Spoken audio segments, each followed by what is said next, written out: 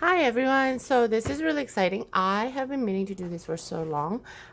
In Toronto, the store that sells um, liquor, they hand out paper bags instead of plastic bags, the LCBO, and they always come in these really nice thick brown paper, which is like the craft paper.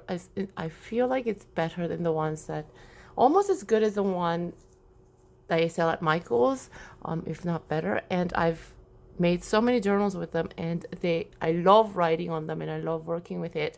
And I've been hoarding stashes of them for the longest time to make journals with, and I finally did it. So here I am to show it to you. This is how old this collection of paper is from. This was like from 2015. I had like piles and piles of it.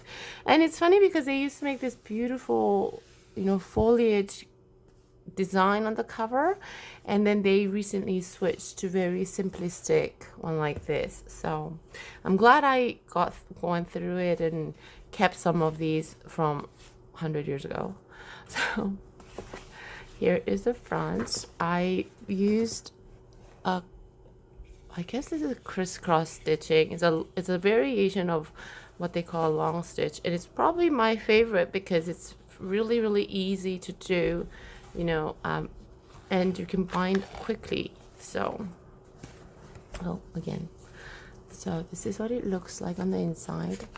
A lot of these journals are blank because it's intended for people, I guess, like me, who write a lot and who tend to collage like as I write with ephemera that I collect throughout the day.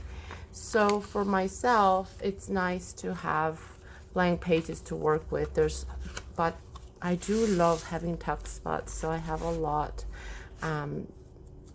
made in here, and flaps to attach whatever I want to, like tickets or whatever have you. I love having flaps, so I have that a lot, and you'll see that I use it all the time on junk journals as well, when I just randomly attach this, and like have things tucked in, part of the memory. Some printouts I found that was lying around, made into tags, double tags, more tuck spots as well.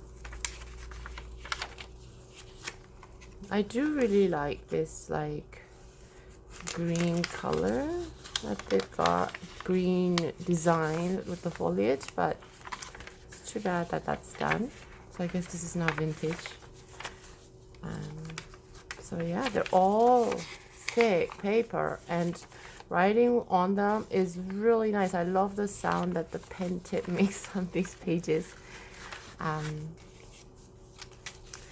Upside down tuck spot. I saw somebody make this. I thought it was pretty nifty, so I made one in. So that's that.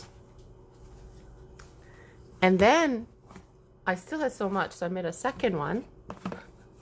This one I use a crisscross binding, and I thought it'd be cute to have this little beading work done there. Don't drink and drive. Kind of goes along with the store that sells the liquor. And because I collage and add so much into my pages, having an enclosure is definitely helpful.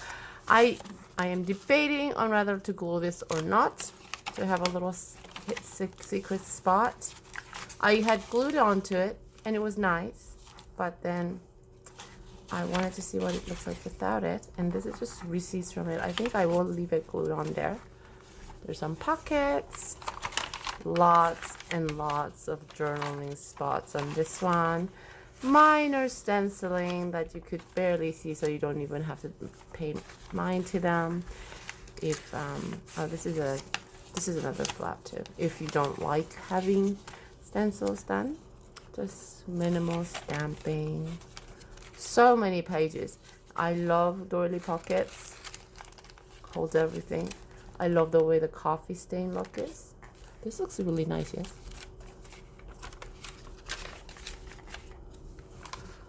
Lots. Pockets. And really they're just blank pages, some of that old, beautiful old pages. So every section has a doily pocket in the center and pockets in the end, so that you have somewhere to tuck in other little treasures that you might not want to glue onto. And there's enough room for each signature to expand a little bit from all the collaging and adding that you would do in your memory keeping. This was like a really cute short film that played before, like 10 minutes before the Moana movie played. I thought it was cute. Printed out a bunch. Don't know where the rest went, but there it is. And then when I made all of them, I had leftovers. So there was like this, literally this size of paper left over, and I thought it would be really cute to make a little journal. And I found this cover that I made eons and eons ago, and it's just, I just love the colors. This was Lipton's tea magazine ad I saw, and this was Smirnoff ad that I saw, and I put them together and it was so cute. And I made this cover, but I never used it because I don't usually use this size. But I now had the opportunity to make it and put some beading on. I really like the way this turned out. So yeah, there's that. Again, I'm debating whether I want to have a little secret pocket thing. I think it's a neat idea, so I might add that on. This one has tons and tons of tucks, dots, coffee dyed papers, flaps to add on. Really geared towards people that write a lot, I guess, that like me, or yeah, I talk a lot, so then I have a tendency to write just as much. So pockets, I think this would be really fantastic. Ooh, coffee dye paper. I don't have any left, so that's exciting. But yeah, I think this is a really good journal for somebody that's going on a slightly longer vacation than like a week. And if you're going away for a couple of days or even for a full month, I think this is a fantastic, it will be a good use for that, because this one is pretty fat and chunky. It's a fat little book with, you know, pockets inside, as you can see. But I also left a lot of space in between, so this can expand on each side 5.5 millimeters. I don't know what that is in inches, but there's enough for it to expand. And because as you can see, it can be this big, really, as well as this book, it can be this big and it will still close well. So but that was it. Now I feel really good about these because now I am totally out of craft paper, bag paper. I'm sure I will come in contact with so many more, and then when I make more, I will share that with you. Thanks for watching, and I will see you later. Bye.